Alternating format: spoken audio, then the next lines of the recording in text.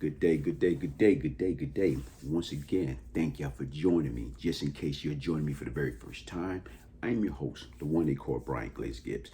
And this is my ministry. This is my story. What I talk about the good, I talk about the bad, I talk about, the ugly. I talk about everything from A to Z. And my objective is how do I use my past experience to share with anybody that's out there that listening, to get them to understand, man, there's no shortcut in life. Crime doesn't pay. You can't be slick thinking you're gonna get over, because sooner or later, it's gonna tap you on your shoulder, and guess what's gonna happen? You're gonna end up in bondage. You're gonna end up incarcerated, or you might end up in an early grave. For what? All because of you want to take shortcut. You want to follow rules and regulation. People, if you can't follow rules and regulation in your own household, what make you think you're going to go out there and follow state and federal laws and rules and regulation? You already set up to fail. You have to listen to somebody. As of lately, I've been going through a lot on obstacle. Sometimes people look at obstacle, trial, and tribulation. They look at that as an enemy. Nah, folks, each and every obstacle, each and every trial and tribulation, each and every problem that you have in life, guess what? You got to bounce back. You can't lay down, have a pity party, and play dead. I don't care what you're going through. You have to get up and fight. You have to believe, guess what? Today gonna bring about a better opportunity. Later for yesterday. Yesterday's the past, okay? So what you have to do is don't be moaning in the past. Get out of that and get yourself together and fight. Fight with everything that you have in your body to get back to where you need to be at in life. Guess what? I'm talking about right now. If there was no challenges, if there was no obstacle, or everything was easy, life wouldn't be worth living. Hey, today what I'm gonna talk about is, I saw this interview on the Breakfast Club, Big U and Bimmy. Powerful, powerful, powerful, powerful episode. Right now is, I thought it was great. And to me, hats off to Bimmy. Every time I talk to Bimmy, he go, period. Cause I guess I say that a lot. But anyway, right now, period, Bimmy. But you, Big U, that Uncover Hip Hop FX, great job, guys. Great job. Shout out. But anyway, I was listening to the story that Big U was saying in regards to Jimmy Henchmen.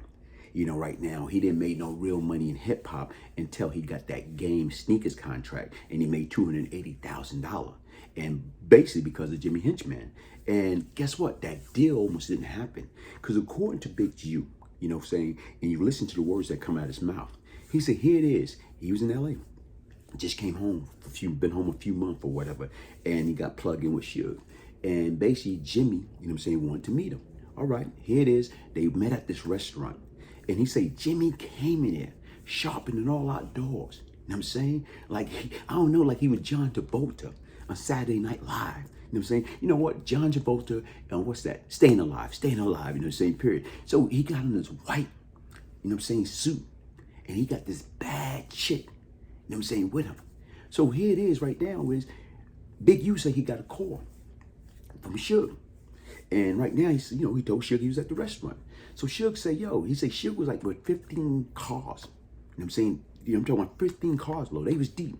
So Suge said, man, did this black brother came in there, with a white suit on? He said, yeah. He said, that's Jimmy? And he said, you look at Jimmy? He said, yeah. He said, Jimmy Henchman? He said, yeah. He said, oh man, I got him. So look at that. So right now is, Big U, talking to Jimmy and say, yo, man, listen. He see out the window all the cars, and he see these guys coming. So he telling Jimmy, listen, man, you need to get the heck out of here. Because basically, I don't know, I guess he's saying in so many words, he don't know what's going to happen. Basically right now, Suge and them got blood, in his eyes. Suge got devious thoughts on his mind. Suge thinking about destroying destruction. Here it is, Suge, 20 deep, coming after Jimmy and his bad chick. So basically, like Big U say, he told Jimmy, listen, man, you better get the heck out of here, And he say, Jimmy looked at him, nah, man, I ain't going nowhere. Think about that. Okay, here it is. This man know, who Suge Knight is. This man know he's outnumbered. It's just him and this pretty young thing. Okay, what are you gonna do? How you gonna go against, I'm talking about a gorilla and a bunch of wolves. How you gonna survive? Sit back and look at it. Put yourself in that situation. What will you do? You got an opportunity that you can boogie out the back door and run, like DMC said. Run, run, run, run. But no, he didn't do that. He stood his ground. He said, I'm not going nowhere. So, Big U, like, whoa. Like, so he went to Suge. And he told him, man, look, man, come on. He said he didn't tell Suge what to do, but he appealed to Suge. Like, man, listen, man. Hey, I'm trying to make some moves, man. Like on the strip, all due respect, leave that alone.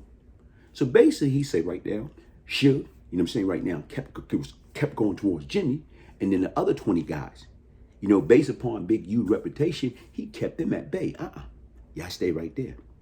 So out of respect, they stay right there.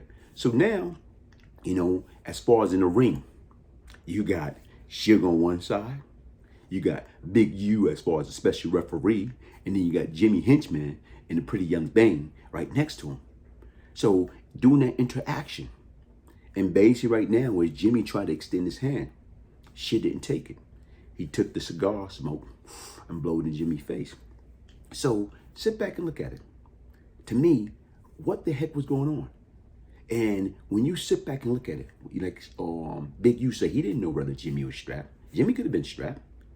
And Jimmy could have said, like, you know what, later for that. They gonna get me, but I'm gonna get one of them. I'm gonna get Suge. Who knows? Nobody really know what was what. But the difference is, this man stood there. He said, win, lose, or draw, he wasn't going anywhere. And folks, sit back and think about it. Like, to me, I done been in that type of situation before. I done been in there, like I told you right now, was, the odds was against me when Allah Justice, K-Sean, and this other 5% approached me. And like, I didn't have a gun, I had a bulletproof vest. And to me, if I knew I could have got the heck out of there, I would have got out of there. Because once again, it's no defense for the element of surprise. If it's your time, it's your time. And to me, if I can prevent something, I'm a whole ass. I'm going to fight this battle another day. But this man stood there. He thought, probably, listen, man, I got a white suit on. Where I'm going? If I run out there, guess what? I'm open target. You know what I'm saying? People, they going to get me. They going to get me. So he stood his ground. And by standing his ground or whatever, guess what? Nothing happened. And on the strength of Big U, I guess Suge thought about it. Okay, cool. No problem. I'm going to squash it this time. But don't worry about it. I'll get him some other time. And you know what? By doing so, Big U said he got a bag out of that deal. He wound up getting, the most money he got out of hip hop was $280,000 at the time. And you got to sit back and think about it. $300,000? That's a lot of money. And that's what helped him. But folks, when you sit back and you look at it, I don't care who you are, what you are. When the odds are against you, what are you going to do? Are you going to stand your ground? Are you going to, run and more or less like get prepared for another day? The difference is right now is nobody can't say what they would do or what they won't do until that predicament, until that situation actually happened. A lot of people say, well, I would have been like Jimmy. I would have stood there. Okay. The difference is right now, guess what? A lot of times you don't know what you're going to do until that time comes. And that's what people got to understand that. So to me, when you look at it, that was the most powerful piece on the Breakfast Club that morning. The way that Big U described that situation, them saying Suge Knight versus Jimmy Henchmen, that was some real gangster stuff or whatever.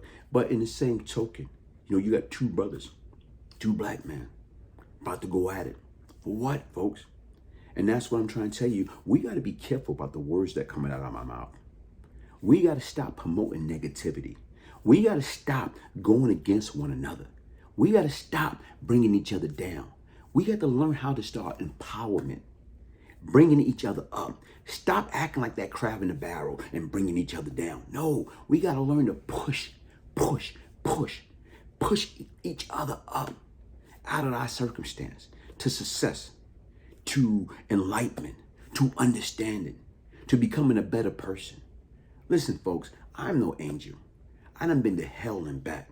You know what? And to me, like I said right now, it's only because of the grace of God I got the second opportunity. I'm able to speak right now. And you know what? Listen, if I had 10,000 tongues, I wouldn't be able to thank him enough. And what I'm saying, listen, folks, hit that like button, share my story, subscribe to my channel. I got more content coming. Get your signed copy of the Beyond Lucky book. The Brian Glaze Gibbs story, a true story of change and redemption. If I, the one they call Brian Glaze Gibbs, can change, anybody can change. Get your copy by emailing me, Brian, Brian Gibbs, Gibbs 1201 at yahoo.com. Also, follow me on IG, Brian Glaze Gibbs. Thank you very much, and y'all have yourself a great day. One love.